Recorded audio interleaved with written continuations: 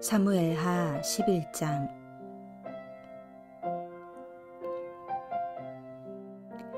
그 해가 돌아와 왕들이 출전할 때가 되매 다윗이 요압과 그에게 있는 그의 부하들과 온 이스라엘 군대를 보내니 그들이 암몬 자손을 멸하고 랍바를 에워쌌고 다윗은 예루살렘에 그대로 있더라. 저녁 때에 다윗이 그의 침상에서 일어나 왕궁 옥상에서 거닐다가 그곳에서 보니 한 여인이 목욕을 하는데 심히 아름다워 보이는지라. 다윗이 사람을 보내 그 여인을 알아보게 하였더니 그가 아뢰되 그는 엘리암의 딸이요 햇사람 우리아의 아내 밧세바가 아니니이까 하니, 다윗이 전령을 보내 그 여자를 자기에게로 데려오게 하고 그 여자가 그 부정함을 깨끗하게 하였으므로 더불어 동침하매 그 여자가 자기 집으로 돌아가니라. 그 여인이 임신함에 사람을 보내 다윗에게 말하여 이르되 내가 임신하였나이다 하니라. 다윗이 요압에게 기별하여 햇사람 우리아를 내게 보내라 하매 요압이 우리아를 다윗에게로 보내니, 우리아가 다윗에게 이르매 다윗이 요압의 안부와 군사의 안부와 싸움이 어떠했는지를 묻고, 그가 또 우리아에게 이르되 내 집으로 내려가서 발을 씻으라 하니 우리아가 왕궁에서 나가매 왕의 음식물이 뒤따라가니라.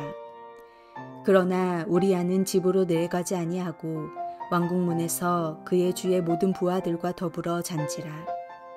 어떤 사람이 다윗에게 아뢰되 우리아가 그의 집으로 내려가지 아니하였나이다.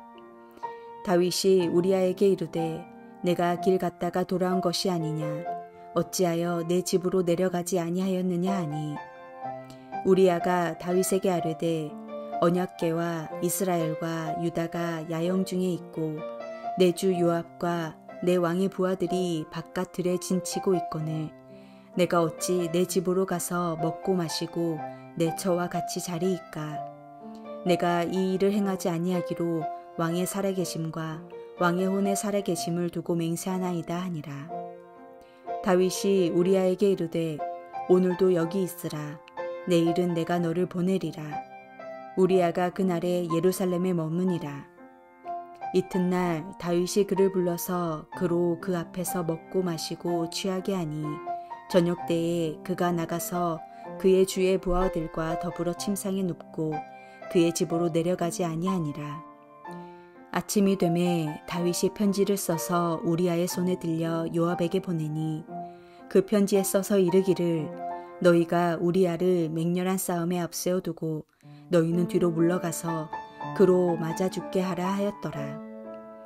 요압이 그 성을 살펴 용사들이 있는 것을 아는 그곳에 우리아를 두니 그 성 사람들이 나와서 요압과 더불어 싸울 때에 다윗의 부하 중 몇 사람이 엎드러지고 햇사람 우리아도 죽으니라. 요압이 사람을 보내 그 전쟁의 모든 일을 다윗에게 보고할세 그 전령에게 명하여 이르되 전쟁의 모든 일을 내가 왕께 보고하기를 마친 후에 혹시 왕이 노하여 내게 말씀하시기를 너희가 어찌하여 성에 그처럼 가까이 가서 싸웠느냐, 그들이 성 위에서 쏠 줄을 알지 못하였느냐, 여룻베셋의 아들 아비멜렉을 쳐 죽인 자가 누구냐, 여인 하나가 성에서 맷돌 윗짝을 그 위에 던짐에 그가 데베스에서 죽지 아니하였느냐, 어찌하여 성에 가까이 갔더냐 하시거든 내가 말하기를 왕의 종 햇사람 우리아도 죽었나이다 하라. 전령이 가서 다윗에게 이르러 요압이 그를 보낸 모든 일을 다윗에게 아뢰어 이르되 그 사람들이 우리보다 우세하여 우리를 향하여 들로 나오므로 우리가 그들을 쳐서 성문 어기까지 미쳤더니 활 쏘는 자들이 성 위에서 왕의 부하들을 향하여 쏘매 왕의 부하 중 몇 사람이 죽고 왕의 종 햇사람 우리아도 죽었나이다 하니, 다윗이 전령에게 이르되 너는 요압에게 이같이 말하기를 이 일로 걱정하지 말라. 칼은 이 사람이나 저 사람이나 삼키느니라. 그 성을 향하여 더욱 힘써 싸워 함락시키라 하여 너는 그를 담대하게 하라 하니라. 우리아의 아내는 그 남편 우리아가 죽었음을 듣고 그의 남편을 위하여 소리내어 오니라. 그 장례를 마침에 다윗이 사람을 보내 그를 왕궁으로 데려오니 그가 그의 아내가 되어 그에게 아들을 낳으니라. 다윗이 행한 그 일이 여호와 보시기에 악하였더라. 사무엘하 11장의 말씀은 그렇게 잘 나가던 다윗이 철저하게 실패한 흑역사의 장면이 기록되고 있습니다. 사무엘상에서 다윗이 만난 최강의 적이라면 우리는 골리앗을 떠올릴 수 있습니다. 골리앗은 외적으로 강력한 거인이었습니다. 비록 다윗은 작고 연약했지만 하나님의 은혜로 강한 외부의 적인 골리앗을 물리치고 승리합니다. 그런데 사무엘 하에서는 정반대의 적이 등장합니다. 그는 거의 다윗을 넘어뜨렸습니다. 그러나 강력한 힘을 가진 용맹한 장수가 아니라 아름다운 여인이었던 밧세바입니다.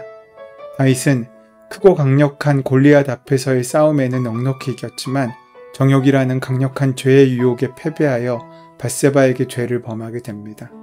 여기서 우리는 중요한 교훈을 얻을 수 있습니다. 다윗은 어려서부터 하나님의 마음에 합한 자라고 인정될 만큼 신앙이 좋은 사람이었습니다. 그리고 왕이 될 때까지 오랫동안 고난과 인내의 과정을 통과하며 신앙적으로 연단되고 성숙해져 갔습니다. 왕이 된 이후에도 그는 교만하지 않고 하나님을 참된 왕으로 인정하며 높였고 하나님의 언약을 통해 하나님을 아는 지식도 풍성해지고 또 하나님과의 깊은 관계를 유지하였습니다. 하나님께 받은 은혜를 따라 은혜가 필요한 사람에게 은혜를 베풀기도 하였습니다. 그런데 죄는 바로 그런 다윗을 넘어뜨린 것입니다. 우리의 믿음이 가장 크고 굳세다고 생각되는 그때에도 우리는 얼마든지 가장 큰 죄악을 행할 수 있고 넘어질 수 있다는 사실을 기억해야 합니다. 죄에 관해선 우리는 한순간도 방심하거나 교만해져서는 안 된다는 것입니다. 오늘 본문에서 다윗은 불행의 역사의 시작과 있을 수 없는 일이 그에게 벌어짐을 경험합니다. 어쩌면 다윗의 인격이나 인생을 표현하는 데 있어서 이 사건이 빠질 수 없을 만큼 큰 충격적인 사건임이 틀림없습니다. 아무리 지금까지 모든 일에 잘해왔다 하더라도 이 사건 하나 때문에 그의 모든 공든탑은 철저하게 무너지고 말았습니다. 마치 순간의 분노를 참지 못해 몹쓸 짓을 하고 평생을 그 죄의 올무에서 헤어나오지 못하는 전과자들처럼 다윗은 그렇게 추락하는 사람이 되어버린 것입니다. 그런데 당혹스러운 것은 이토록 중요한 사건이 그에게 너무나 갑자기 등장했다는 것입니다. 모든 일엔 전조가 있다고 하는데 그에게는 어떠한 전조도 없이 순식간에 그러한 유혹이 그를 찾아든 것입니다. 물론 성경이 다윗의 인생을 모두 다 기록할 수는 없다 할지라도 이전까지 뭔가 낌새가 있었어야 될 것이고 어떠한 전조 증상이 있어야 될 것도 같은데 그런 기록 없이 느닷없이 11장에는 갑자기 너무나 큰 죄악의 모습이 등장하기 때문에 그 모습을 만나는 우리들을 당혹스럽게 하기도 합니다. 11장의 내용은 정말로 거침이 없습니다.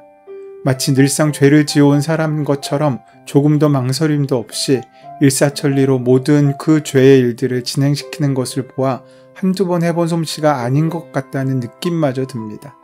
만약 그렇다면 왜 기록이 없었겠습니까? 기록이 없었다면 직접적인 일은 아니지만 그에게 그럴 가능성에 그런 그의 모습을 우리가 판단할 근거가 있어야 되지 않겠습니까? 그런데 그 과정 가운데 우리의 마음을 다가서는 구절이 하나 있습니다. 바로 우리가 오늘 함께한 본문 1절의 말씀입니다. 상황을 미루어 짐작해보면 사무엘하 10장 이후의 전쟁이 아직 끝나지 않았던 것 같습니다. 해를 넘겨서도 전쟁은 계속되고 있었습니다. 아마도 한겨울에는 전쟁을 멈추었던 것 같습니다. 그리고 이제 다시 전쟁이 시작되었습니다. 그러니까 지금은 전쟁 중이라는 것입니다. 다윗의 부하들은 다 전쟁터에 나가 있습니다. 그리고 랍바성을 함락시킵니다. 랍바는 지금의 시리아의 수도인 암만이었던 것으로 보입니다. 그렇게 전쟁이 한창인데 이상하게도 그 전쟁을 진주지휘해야 될 다윗은 예루살렘에 머물러 있습니다. 오늘 본문은 이 부분을 유독 강조하듯이 말씀하고 있습니다. 그러나 다윗은 이라는 부분으로 말입니다. 다윗이 왜 예루살렘에 머물렀습니까? 전쟁 중인데 말입니다. 군대 사령과 요압과 그의 부하들이 믿음직해서 그랬겠습니까? 고대 전쟁에서 왕이 참여하지 않은 전쟁은 별로 없던 것으로 보아 이는 좀 특이한 경우가 아닐까 싶습니다. 왜 그는 홀로 남아 있겠습니까? 흔히 열애라는 말이 있습니다. 사전적으로 보면 줄 밖에 나가 서 있는 것을 말합니다. 우리에게는 분명 쉼이 필요합니다. 전쟁으로 지친 마음을 달래는 것은 누구에게나 중요한 일입니다. 그 쉼을 통하여 우리는 참된 힘을 충전할 수 있습니다. 안식을 얻고 휴식으로 재충전하는 것은 숨쉬는 생명에겐 다 필요한 일입니다. 그러나 열애는 휴식과는 다른 것입니다. 다 함께 싸우고 다 함께 걸어가는 길에 함께 있어야 되는데, 공동체에서 함께 걷고 함께 쉬어야 하는데, 그래야 모두 하나 되어 안전할 수 있는데, 지금 다윗은 그 모든 싸움의 자리에서 멀어져 홀로 있는 것입니다. 내가 함께 해야 할 때 홀로 있으면 그것은 나만의 휴식이 아닙니다. 함께 있어야 할 때 함께 하지 않고 함께 싸워야 할 때 함께 싸우지 않으면 그것은 낙오하고 있는 것입니다. 그런데 그것은 그냥 낙오가 아닙니다. 혼자 쉬었다면 이제 남이 쉴 때 나는 열심히 걸어가 따라잡으면 되지 않습니까? 그런데 그게 안 됩니다. 오늘 본문의 다윗은 늦잠을 자고 있습니다. 그는 해가 질 때쯤 돼서야 침상에서 일어나게 됩니다. 열애는 단순한 쉼이 아닙니다. 남이 할 때 나는 하지 않으면 그에게는 딴 마음이 생기기 때문입니다. 우리는 복권에 당첨되었는데 오히려 당첨되어서 패가망신한 사람들의 이야기를 자주 듣습니다. 그렇게 함께하지 못하고 자신만에 빠져버리게 되면 단순한 낙오를 넘어 비상식의 세계에 빠져들어 버리고 우리는 추락하는 인생이 될 수밖에 없다는 것입니다. 다윗은 출전해야 할 전쟁에 나가지 않았고 부하들만 보낸 후 자신을 한가롭게 왕궁을 거닙니다. 다윗은 실컷 낮잠을 자고 일어나 할 일 없이 지붕을 거느리다가 한 여인이 목욕하는 모습을 보았고 그 모습이 심히 아름답다고 생각하였습니다. 그리고 사람을 보내 그 여인을 알아보게 합니다. 그녀가 충성스러운 군인 우리아의 아내라는 사실을 알게 되었습니다. 그런데 다윗은 이 사실을 알고도 사람을 보내 밧세바를 데려오게 하고 결국 밧세바와 동침합니다. 다윗의 범죄는 아담과 하와의 범죄 이후로 전형적인 범죄의 모습과 같습니다. 하나님께서 금지하신 것의 매력을 느끼고 결국 그것을 차지하는 것입니다. 여기에는 하나님의 말씀보다 내 뜻과 욕망을 우선시하는 교만과 하나님을 떠나고자 하는 우상 숭배의 마음이 자리 잡고 있는 것입니다. 다윗이 자신의 의무를 수행해야 할 자리에 있지 않았고 게으르게 행동하였으며 주변을 두리번거릴 때 다윗 안에 죄가 강력히 역사할 여건이 형성된 것입니다. 여인이 목욕하는 모습을 볼 때 다윗 안에 부적절한 욕망이 자리 잡았고 이 욕망은 삽시간에 그리고 강력하게 역사하여 다윗을 붙잡아 죄로 빠져들게 만든 것입니다. 그녀가 우리아의 아내라는 사실을 알게 되었음에도 다윗은 그 죄를 멈추지 않습니다. 브레이크가 고장난 트럭처럼 죄의 강력한 지배 아래 있을 때 우리는 스스로 멈추지 못하고 더 큰 죄에 빠지고 맙니다. 다윗이 하나님의 율법을 몰랐습니까? 하나님의 은혜를 경험하지 못했습니까? 죄의 심각성과 위험성을 몰라서 그랬겠습니까? 전혀 그렇지 않습니다.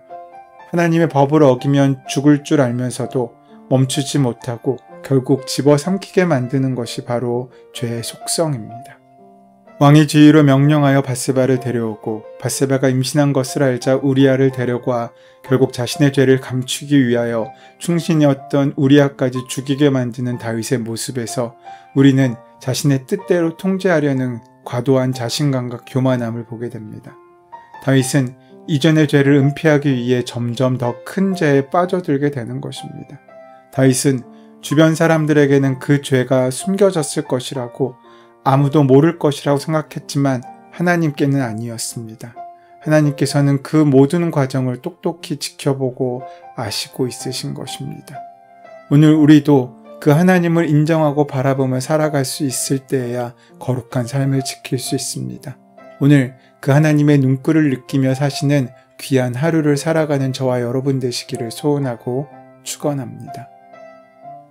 은혜의 주님, 우리가 범죄하지 않도록 우리의 눈과 입과 귀와 모든 몸의 지체들을 보호하시고 거룩하게 하시며 동행하신 하나님의 은혜를 기억하게 하여 주시옵소서. 예수 그리스도의 이름으로 기도드립니다. 아멘.